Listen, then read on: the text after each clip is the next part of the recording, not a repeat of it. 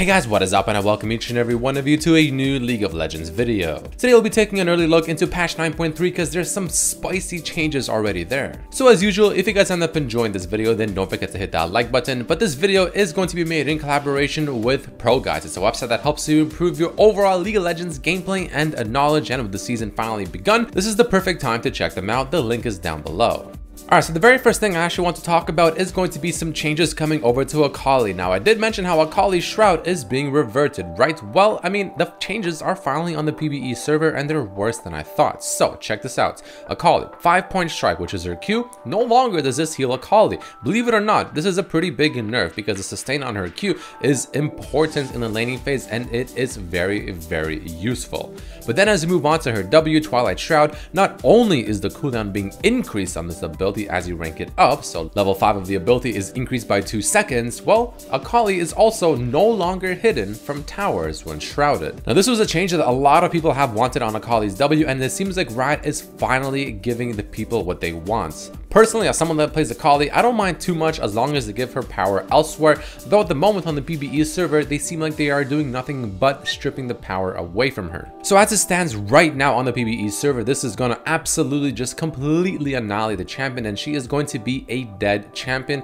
pretty much unplayable at this point. But moving along to the next big change I want to talk about, it is going to be towards the crit items and the crit item reworks and the AD carry item reworks and all that stuff. It is finally on the PvE server, so let's take a look at what Riot has implemented. Starting things off, we have Cloak of Agility finally returning once again. This is going to be offering you 20% crit chance, 800 gold, which of course is going to be building into the new, or I guess quote-unquote old, Infinity Edge, which out of a BF sword, a pickaxe, and a Cloak of Agility plus some base gold, you'll be getting the 75 AD, 25% crit chance, and of course the unique passive where critical strikes deal 225% bonus damage instead of what it was before, being 200% plus the extra true damage, of course. You will notice a trend on these crit items, all of them offering only 25% crit chance, by the way, which I did talk about in a previous video. Moving along, we also have Essence Reaver being reverted to what it used to be. So now for 3200 gold and building out of a pickaxe, a Caulfield's Warhammer, a Cloak of Agility, and some base gold, you're getting 60 AD, 20% CDR, 25% crit chance, and your basic attacks refund 1.5% of your missing mana. Like I said, this is essentially reverting back to what Essence Reaver used to be several months and maybe even years at this point ago,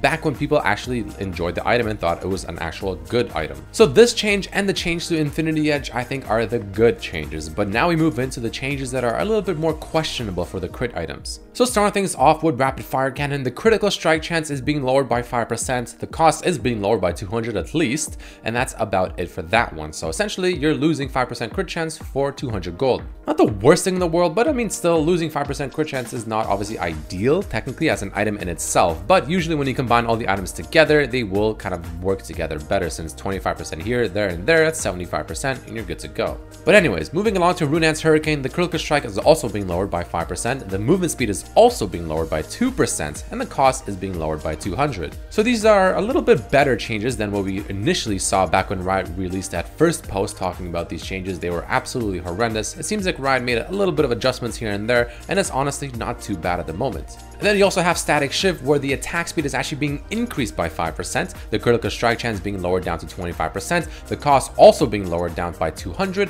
and that's it. And I have to say, Static Shift looking like a pretty damn good item at the very moment. But speaking of these Zeal type items, we also have to talk about, of course, Kirch's Shard, or however you pronounce that. The cost on this item is being lowered from 800 down to 600, which kind of makes sense as to why all of these items now are getting a reduction in 200 gold. But don't forget that this also means that this will affect other champions that rely on critical strike, like Yasuo, Tryndamere, etc. So if you want me to make a Yasuo full gameplay showing you guys how he's played now on the PvE server with these new crit items, let me know by hitting that like button. But it doesn't stop there yet, because there's still a bunch of other items to talk about. For instance, we have the new Phantom Dancer, which out of a dagger, a Brawler's Glove, a Zeal, plus 700 gold, you'll be getting the new Phantom Dancer, which costs you 2600 gold total, which is 100 gold cheaper. You'll be losing 15% attack speed, you'll be losing the usual 5% crit to now being 25%, and you'll be getting these two unique passives as well. Spectral Waltz, which is the usual one where basing attacking a champion grants ghosting and 7% movement speed for 2 seconds, but you'll also be getting unique passive Lifeline, which don't forget also combines with something like Moss. You can't have both of the items. But this one states the following: if you would take damage that would reduce your health below 30%, gain a shield that absorbs up to 240 to 600 based on level damage for 2 seconds. So instead of having that consistent, the last target you've attacked, you just get reduced damage from that target in general. No more of that. Now you just get a flat shield. Is it better or is it worse? That's the question. Personally, I feel like for AD carries, it's probably better, and it'll be a lot more difficult to kill them and assassinate them, which is good.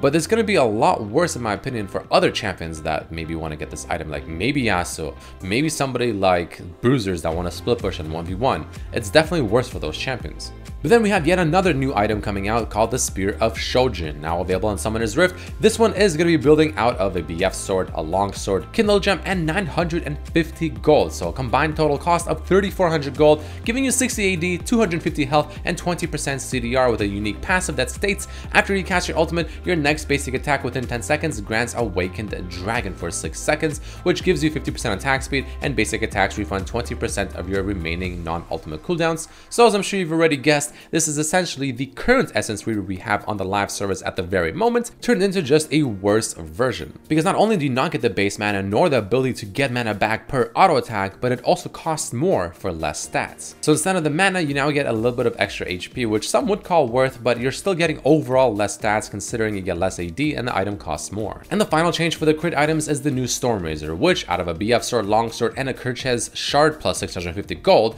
the total cost being 2,900 gold, which is 100 extra gold, you'll get less AD by 5, you'll get less attack speed by 10%, but you'll get a passive similar to something like a static shiv, except this one does the following. It's called Storm. Your energized attacks deal 50 bonus magic damage on hits. Your energized effects have all of their respective effects increased by 30% and slow for 40% movement speed, decaying over 1 second. If I'm not mistaken, it seems like Storm Razor is an item you want to combine with things like Rapid Firecannon or Static Shiv, because those have energized effects and it just complements them and makes them even better. Is this a good thing or is this a bad thing? That's the question. Personally, I think the change is good in the sense that because Infinity Edge got reverted, no longer is rushing Storm Razor first going to be a very good option. So they have to change that to being something else, and this is option number 1, it seems like. So overall, a pretty interesting change, and I think it could be definitely quite good.